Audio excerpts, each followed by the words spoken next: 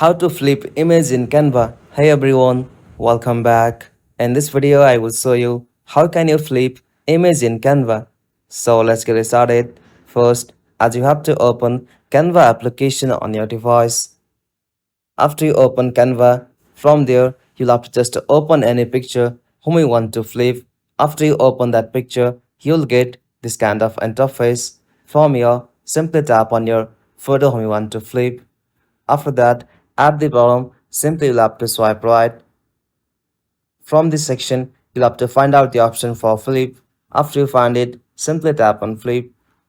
Now from here, you got two options for flipping like horizontal or vertical. Simply select one. After that, you'll be able to flip the image what you want to flip that image. If you found this video helpful, please make sure to like and subscribe for more videos like this. Thanks for watching. Have a good day.